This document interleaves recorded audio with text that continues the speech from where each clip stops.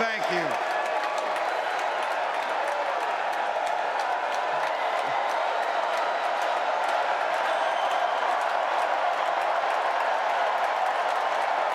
Wow. Well, thank you.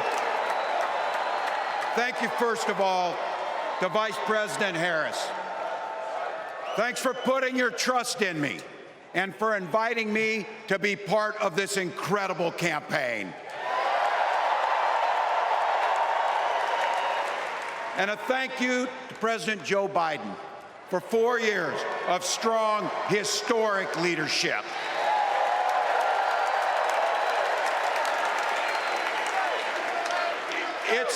It's the honor of my life to accept your nomination for Vice President of the United States.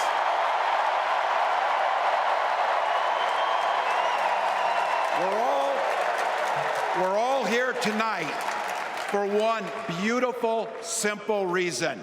We love this country. So thank you to all of you here in Chicago and all of you watching at home tonight. Thank you for your passion. Thank you for your determination. And most of all, thank you for bringing the joy to this fight.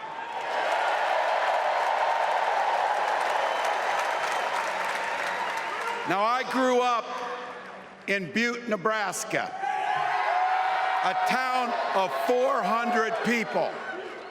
I had 24 kids in my high school class, and none of them went to Yale. But I'll tell you what, growing up in a small town like that, you learn how to take care of each other. That family down the road, they may not think like you do. They may not pray like you do. They may not love like you do, but they're your neighbors. And you look out for them, and they look out for you. Everybody belongs, and everybody has a responsibility to contribute. For me, it was serving in the Army National Guard. I joined up 2 days after my 17th birthday, and I proudly wore our nation's uniform for 24 years. My dad, a Korean War-era Army veteran, died of lung cancer a couple years later. He left behind a mountain of medical debt. Thank God for Social Security survivor benefits. And thank God for the GI Bill that allowed my dad and me to go to college, and millions of other Americans. Eventually, like the rest of my family, I fell in love with teaching. Three out of 4 of us married teachers. I wound up teaching social studies and coaching football at Mankato West High School. Go Scarlets! We ran a 44 defense. We played through to the whistle on every single play, and we even won a state championship. Never closed the yearbook, people. But it was those players and my students who inspired me to run for Congress. They saw in me what I had hoped to instill in them, a commitment to the common good, an understanding that we're all in this together, and the belief that a single person can make a real difference for their neighbors. So there I was, a 40-something high school teacher with little kids, 0 political experience, and no money, running in a deep red district. But you know what? Never underestimate a public school teacher. Never.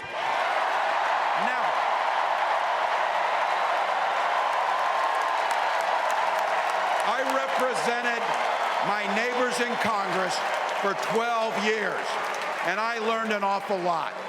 I learned how to work across the aisle on issues like growing the rural economies and taking care of veterans. And I learned how to compromise without compromising my values.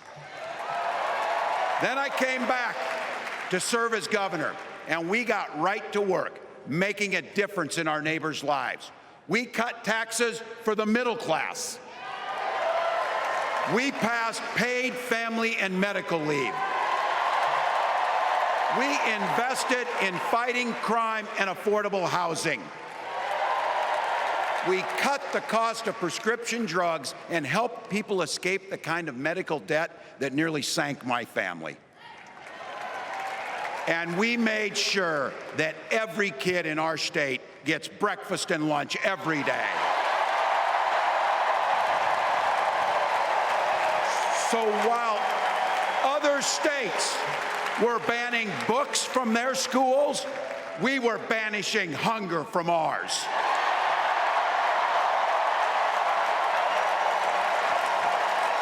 We also protected reproductive freedom because in Minnesota, we respect our neighbors and the personal choices they make. And even if we wouldn't make those same choices for ourselves, we've got a golden rule. Mind your own damn business.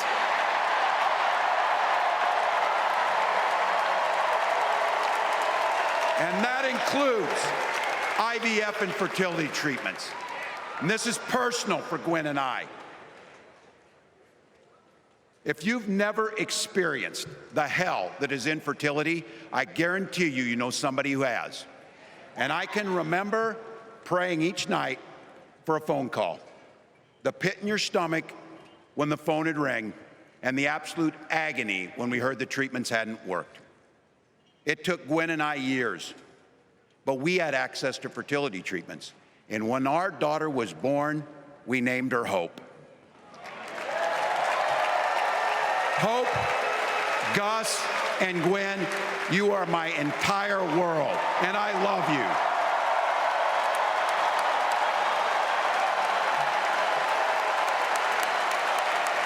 I'm letting you in on how we started a family because this is a big part about what this election is about. Freedom. When Republicans use the word freedom, they mean that the government should be free to invade your doctor's office. Corporations free to pollute your air and water. And banks free to take advantage of customers. But when we Democrats talk about freedom, we mean the freedom to make a better life for yourself and the people that you love. Freedom to make your own health care decisions. And yeah, your kid's freedom to go to school without worrying about being shot dead in the hall. Look, I know guns. I'm a veteran. I'm a hunter. And I was a better shot than most Republicans in Congress, and I got the trophies to prove it.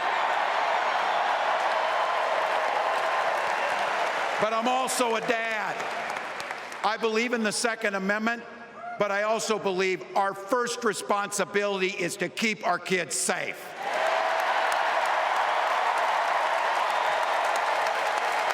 That's what this is all about. The responsibility we have to our kids, to each other, and to the future that we're building together, in which everyone is free to build the kind of life they want. But not everyone has that same sense of responsibility. Some folks just don't understand what it takes to be a good neighbor. Take Donald Trump and J.D. Vance.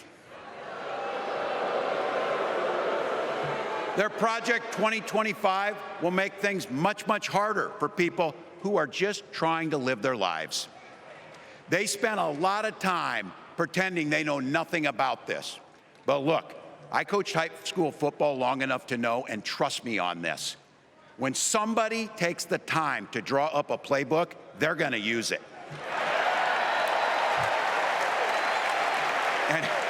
And we know if these guys get back in the White House, they'll start jacking up the costs on the middle class, they'll repeal the Affordable Care Act, They'll gut Social Security and Medicare,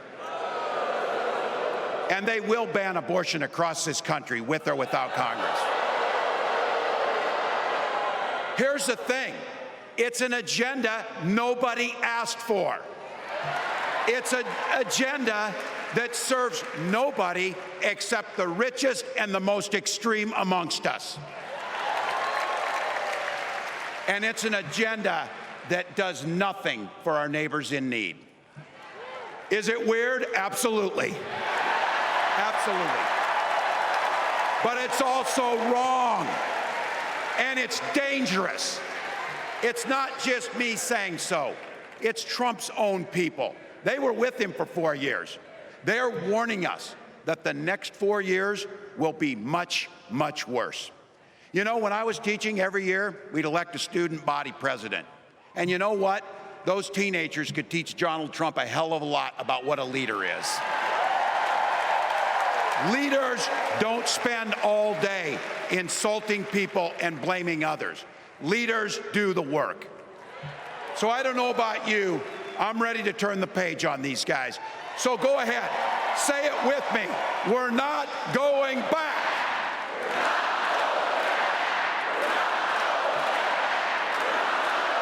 We've got something better to offer the American people. It starts with our candidate, Kamala Harris. From her first day as a prosecutor, as a district attorney, as an attorney general, as a United States senator, and then our vice president, she's fought on the side of the American people. She's taken on the predators and fraudsters, she's taken down the transnational gangs, and she stood up to powerful corporate interests.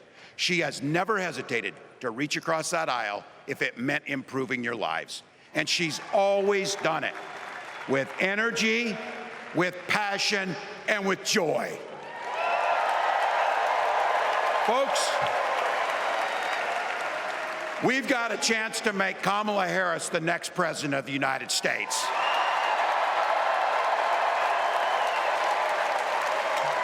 But I think we owe it to the American people to tell them exactly what she'd do as president before we ask them for their votes. So here, this is the part, clip and save it and send it to your undecided relatives so they know. If you're a middle-class family or a family trying to get into the middle class, Kamala Harris is going to cut your taxes. If you're getting squeezed by prescription drug prices, Kamala Harris is going to take on Big Pharma. If you're hoping to buy a home, Kamala Harris is going to help make it more affordable. And no matter who you are, Kamala Harris is going to stand up and fight for your freedom to live the life that you want to lead. Because that's what we want for ourselves, and it's what we want for our neighbors. You know, you might not know it, but I haven't given a lot of big speeches like this. But I have given a lot of pep talks. So let me finish with this, team. It's the fourth quarter. We're down a field goal, but we're on offense and we've got the ball. We're driving down the field. And boy, do we have the right team. Kamala Harris is tough. Kamala Harris is experienced, and Kamala Harris is ready. Our job for everyone watching is to get in the trenches and do the blocking and tackling. 1 inch at a time, 1 yard at a time, 1 phone call at a time, 1 door knock at a time, 1 $5 donation at a time. Look, we got 76 days. That's nothing. There'll be time to sleep when you're dead. We're going to leave it on the field.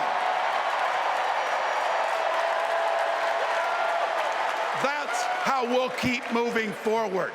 That's how we'll turn the page on Donald Trump. That's how we'll build a country where workers come first. Health care and housing are human rights. And the government stays the hell out of your bedroom.